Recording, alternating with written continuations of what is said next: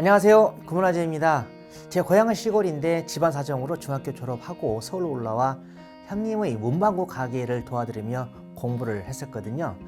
학교와 문방구 가게는 아이들 등하교 시간에는 진짜 정신이 없습니다. 그리고 형수님도 가게에 얽매이다 보니 어린 조카의 밥 반찬에는 간편하면서도 또 아이가 좋아하는 고기하고 인스턴트 식품이 많이 올라왔었거든요.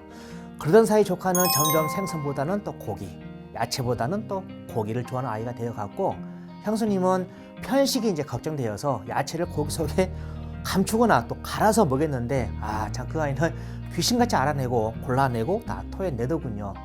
아이 편식 때문에 또 서로 잘잘못을 가리는 부부간에 또 말다툼도 있었고요. 어떻게든 편식을 고치려고 애쓰는 가운데 아이는 기다려주지 않고 어느새 훌쩍 커버렸습니다.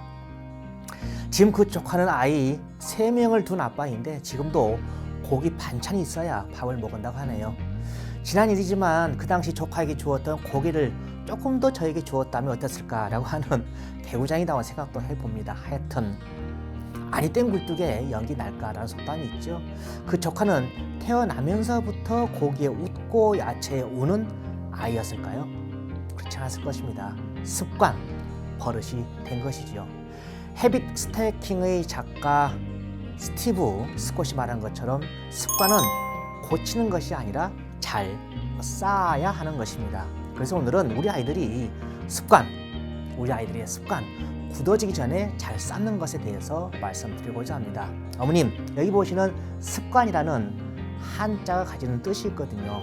습은 날개우와 흰 백의 합자로 어린 새가 날기 위해서 날갯짓을 날마다 끊임없이 반복하는 과정이라는 뜻이 있고요. 또 관은 마음심과 꿰 관의 합자로 어떤 행동을 여러 번 거듭하는 사이에 몸에 배고 결국 마음까지 꿰었다는 뜻을 나타냅니다. 즉 습관은 반복된 행위에서 만들어지고 또 반복된 행위를 해야만 쌓이게 된다는 것입니다. 그러고 보면 좋은 습관을 위해서 필요한 것은 시간과의 싸움이 아니라 횟수와의 싸움이라는 것이네요. 그러면 이 횟수와의 싸움, 즉 반복을 잘하는 방법에는 무엇이 있을까요? 그것은 무조건 방법이 아니라 의도된 반복입니다. 어머님들, 아이들이 집에서 하는 학습지 문제집 푸는 거 그거 우습게 보면 안 되거든요. 하루치 3장, 5장이 나중에 30장이 되고 50장이 되고 더 나아가서는요 3시간, 5시간이 되거든요. 지금은 적은 양이지만 학습 계획에 따라 본인 스스로 풀게 함으로써 주도적 학습과 또 책임감을 키우는 매우 중요한 습관으로 연결됨을 우리는 꼭 아셔야 됩니다. 또 아이들이 지겹다고 하는 사칙 연산의 반복 학습도 그렇습니다. 반복 연습도 결국은 중고등학교 수학에서 정확하고 빨리 푸는 계산력과 또 수를 보는 사고력을 키워주고자 하는 것이고, 더불어 그 과정에서 지겨움도 참아내야 한다는 그런 태도도 만들기 위한 것이거든요. 그뿐만이 아니에요.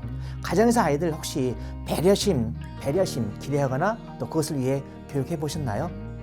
아이들이 욕실에서 또 쓴 수건을 거는 것도 좋죠. 하지만 잘 펴서 거는 것은 정말 좋은 배려심이거든요.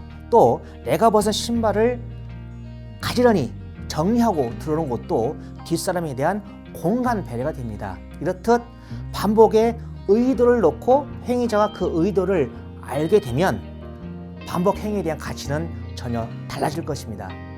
습관을 만드는 행동을 보면요, 어머니들 크던가요? 아니죠. 작거든요. 그런데 그 작은 행동들을 포기하지 않고 끈기 있게 반복하는 것이 의도된 습관을 만들 수가 있습니다. 이렇게 말하는 저 자신도 끈기 부족으로 작심삼일로 포기하는 일이 허다했었거든요.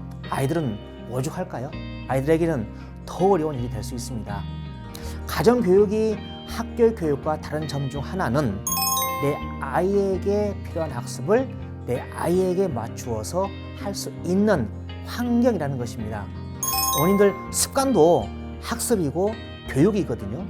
그래서 우리 아이들이 중학교 들어가기 전까지는 그들에게 필요한 습관이 무엇인지 알고 그 습관을 위한 의도된 반복을 어른과 아이가 포기하지 않고 계속하는 것, 그것이 매우 중요하다고 생각합니다.